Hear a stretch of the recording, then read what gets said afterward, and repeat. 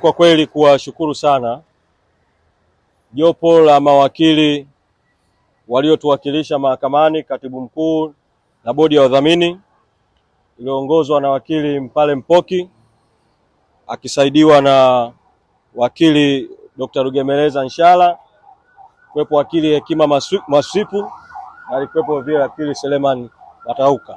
Kwa tunawashukuru kwa kweli kwa kuendelea kutuwakilisha mahakamani na kuongoza mapambano ya haki hapa mahakamani.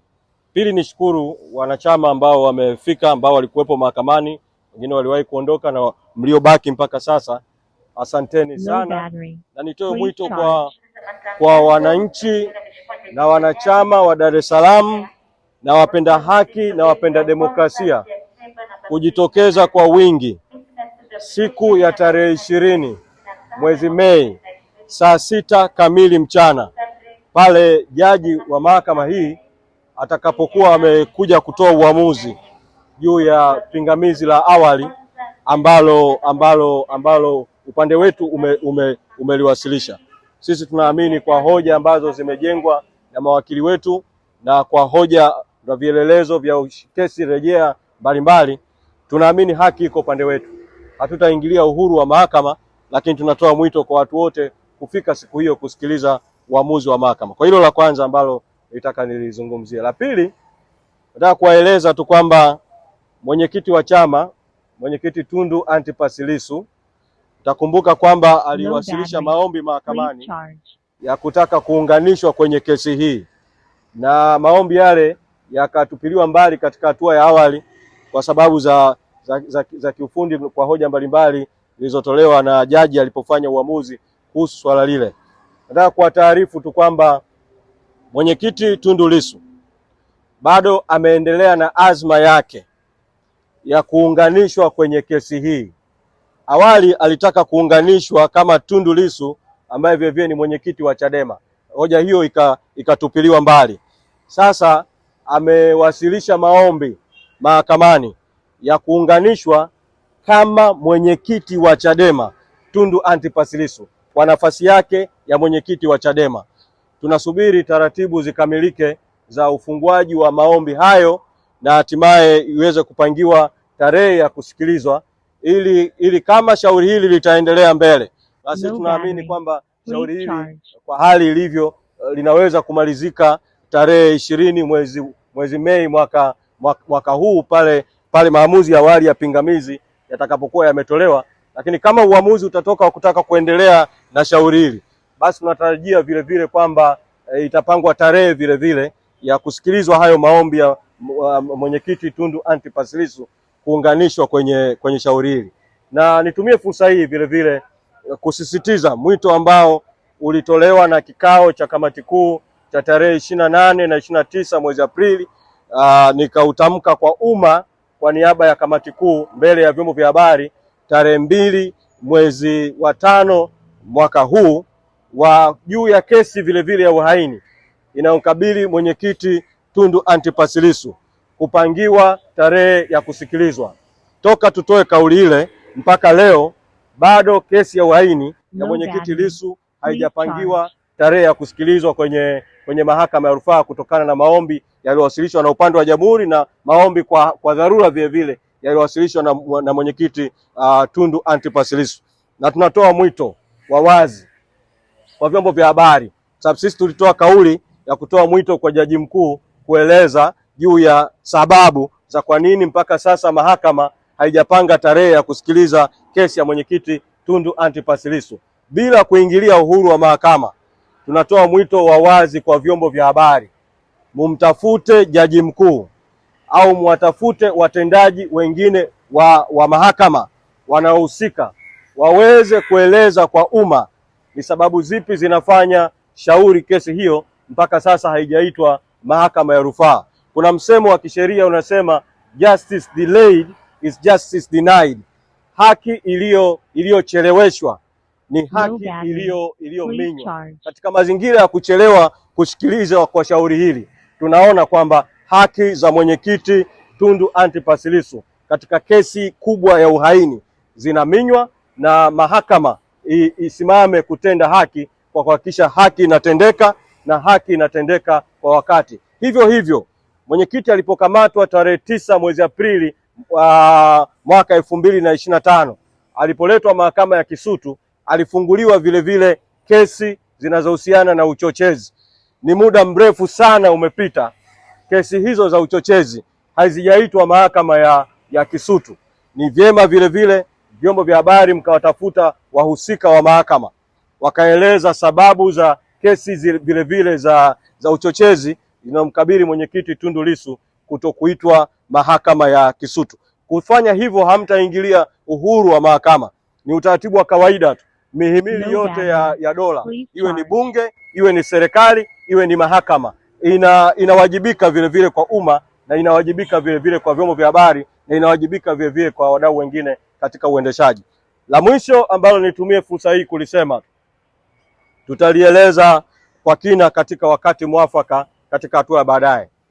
Tulisema toka awali kwamba kesi hii ya Said Issa na wenzake na wasaliti wenzake ilikuwa ni kesi ambayo ilihusisha mpango uliohusisha mtu mmoja kutoka katika ofisi ya msajili wa vyama vya siasa na mtu mmoja aliye na ukaribu na Rais Samia Suluhu Hassan. Wakati huo kesi inafunguliwa alikuwa rais wa Jamhuri ya Muungano wa Tanzania, na imehusisha vile vile baadhi ya watu ambao si wanachama wetu, wako kwenye vyama vingine lakini wakashiriki, na haya yalisemwa moja kwa moja na marehemu Maulida Anacom, na aliyasema na baadaye akasaini kiapo cha kujiondoa kwenye kesi, lakini baadaye akapata shinikizo la kulazimishwa kurudi kuendelea na kesi. Sasa nataka kuwaeleza tu Watanzania, pamoja na zuio haramu dhidi ya Chadema kuondolewa, bado ofisi ya msajili inatafuta njia za kufanya shughuli za Chadema zisimamishwe.